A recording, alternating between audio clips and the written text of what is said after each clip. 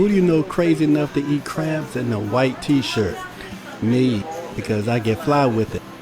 Now I'm just playing. I'm gonna get Old Bay all over this shirt. Come on now. What's up? Welcome back to I Got Crabs. Why do I say that? Because I got crabs. Plenty of them. I'm on location at Port Tobacco Marina, Port Tobacco, Maryland, and I have Calvert beer, local beer. Calvert, I never heard of it before, but we're going to try it today on tap. And I like trying my beer on ice. Oh, I love ice cold beer. And I mean ice cold, not just put it in the refrigerator for a long time.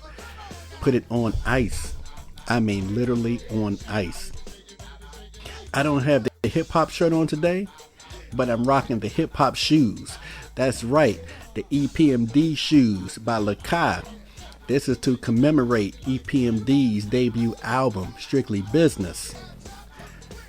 Y'all see my boys, Paris Smith, Eric Sermon, Strictly Business. I'm Strictly Business too. You see Strictly Business right here, and also Strictly Business right here in the inside. And like John Witherspoon and Boomerang, you know I'm trying to impress you, right? I got the mushroom shirt, mushroom belt. Inside, the lining of my jacket is mushroom. But look, I got the EPMD socks, because that's how I roll. Check this. So we're going to go over some funny, interesting, yet odd facts. Just a little silly things that make you say, damn, I ain't know that. Some things you're going to know, certain things you're not. Alright, The Terminator was a real big movie. Like in the mid 80s when it came out, and they came out with Terminator 2, which was groundbreaking technology. Arnold Schwarzenegger wasn't their first person they wanted to get. He wasn't that popular, and they were looking at Mel Gibson, Sylvester Stallone. But guess who they was really looking at? Who was terminating people in the mid 90s, allegedly? O.J. Simpson. The producers of that movie were looking at O.J. Simpson to be the Terminator. And this is before the Naked Gun and all that stuff. You know, OJ was trying to do the movie thing. He just finished playing football. How interesting would that have been if OJ ended up being the Terminator and then allegedly committing the crimes that he committed in the mid 90s?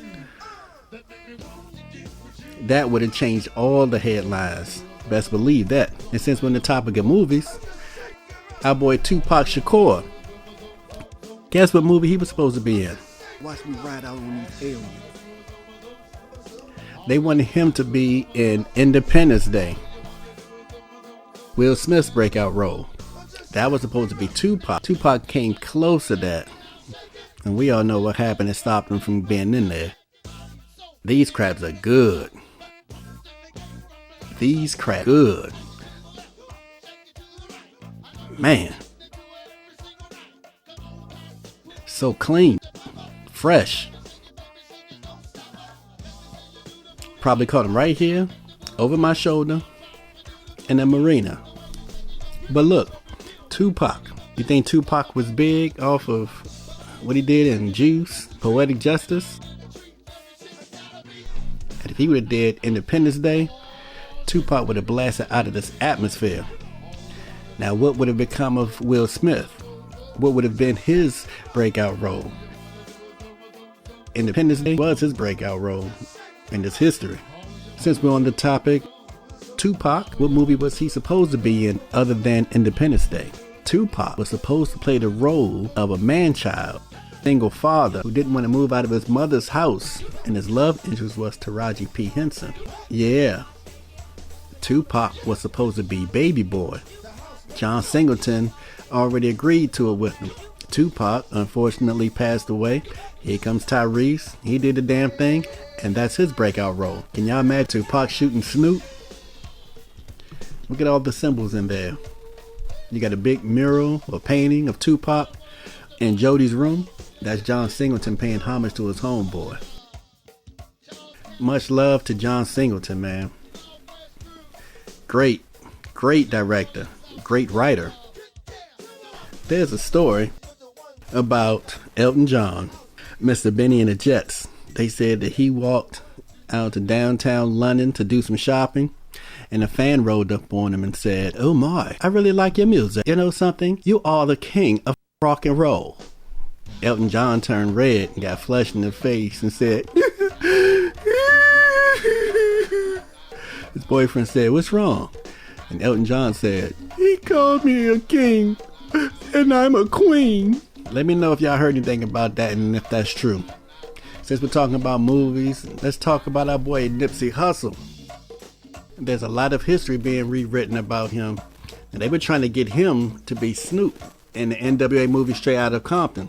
They say, "You look like Snoop, you built like Snoop, be Snoop in Straight Outta Compton." Now lately, the narrative has been Nipsey had scheduling conflicts. The truth is, Nipsey said he didn't want to do such a major role so early in his career.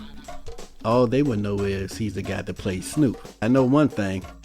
Was on this grind so hard, he's going down in history.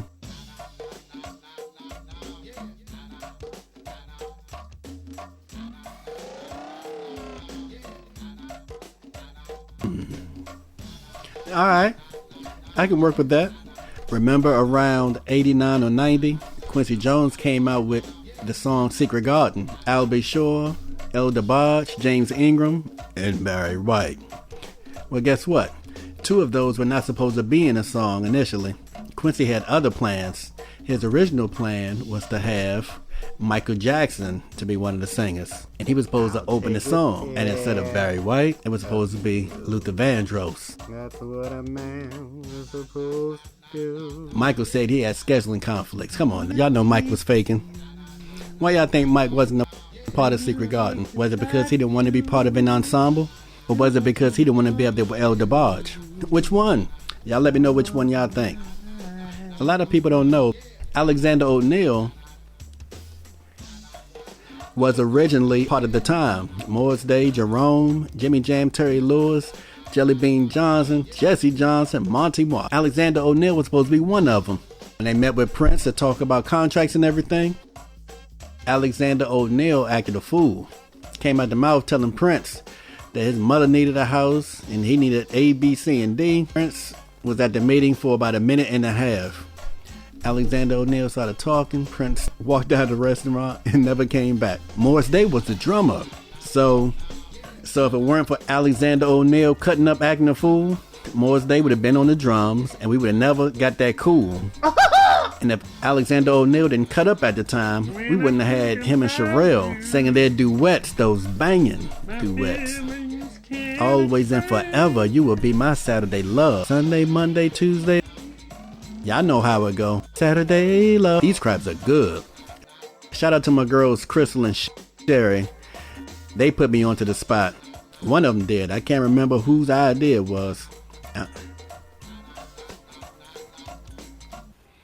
Now, shout out to this place. They have scenery, great customer service. Oh, speaking of Prince and the time. So, Prince. Y'all know Prince was a control freak. You can call him a perfectionist too, whichever one. He knew what sound he wanted. He knew how it wanted to be played. So, on the Time's first album or two, Prince wrote or co-wrote every song. He did all the instruments, and he sung some of the vocals. You may not know that, and he was calling himself Jamie Starr. So you got Jimmy Jam and Terry Lewis, one to produce music. You know, they're masterminds, but they hadn't produced anybody before. So now they're in the time, and they can't produce in their own group. So they hooked up with Clarence Avant, Black Godfather. He told them he has a new group called the SOS Band, and he needs somebody to do some songs for him. So Jimmy Jam and Terry Lewis produced Take Your Time, Do It Right. When it came time to go back home, there was a snowstorm. Airports were shut down. They couldn't get a plane back to Minneapolis or New York, wherever the time was playing. Prince found out. Once they came back, Prince fired them. When they walked off, guess what Prince said? We'll never hear from them two again. Jimmy Jam and Terry Lewis blew up with the SOS Band. They blew up even more with Sherelle, and they brought on Alexander O'Neal, and they did his solo songs. Then they did Janet Jackson Control and blew out the atmosphere. And then they just started producing for everybody, man. Them boys don't play. Here's a funny one right here. Good Times. They got Ralph Carter to be Mike 11. But he was doing Broadway and they wasn't sure if he could make it. So guess who was there as a backup to play Mike 11? You ain't even gonna believe this. Larry Fishburne from Blackish, Pee-wee's Playhouse, King of New York, Matrix, Boys in the Hood. What's Love got to do with it? Back then he had a movie called Cornbread Earl and Me about police killing unarmed black men. And you want to see how Mike Evans could have looked? Less than an hour before they said action, Ralph Carter and his parents came in. Thus we have Ralph Carter as Michael Evans of today instead of Larry Fishburne. And you know what? A lot of people don't know that the TV show was happening with Roger, Rerun, Dwayne, Dee, and Shirley. A lot of people don't know that that's based on the movie Cooley High. Cooley High was such a big hit with its realism, the drama, the storytelling, that they said, let's make this into a TV show. Roger's like Cochise with the writing. Dwayne Run is like the little dude, Pooter. And instead of having a basketball player, they brought in Rerun, exchanging drama for comedy relief. What's happening? Third season, they tried to bring Cochise in with the character Snake. High school basketball star, but he wasn't bright.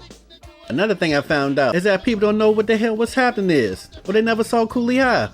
Come on, man, what y'all teaching y'all kids? Y'all check out What's Happening. Check out Cooley High, one of the best soundtracks ever. Here's a big one. Even a lot of y'all hip-hop heads will know this. Guess who was indirectly responsible for the song Hit 'Em Up Tupac did dissing Biggie and Bad Boy and Mobb Deep? Guess who? I ain't no joke. I used to let the mic smoke. I ain't talking about Rakim. Marlon synthesized it. I memorized it. Eric B made the cut and advertised. Eric B is indirectly behind the song Hit 'Em Up. I'm gonna break this down to you. Death Row was on top and Biggie and Bad Boy came and was battling them for first place. So Death Row wanted to just destroy Bad Boy.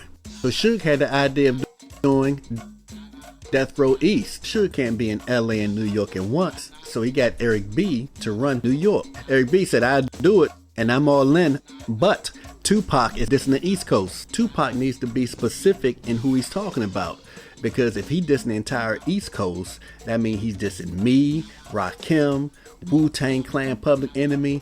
No, he has to be specific. Then I can come aboard. Tupac said, you want direct? Check this out. And y'all know Tupac is famous for going too far with things. He made the song Hit 'Em Up, and the tension between Bad Boy and Death Row got even worse. I got crabs out here in Port Tobacco, Marina. Crabs are excellent. Calvert beer, it's cool. I can rock with this.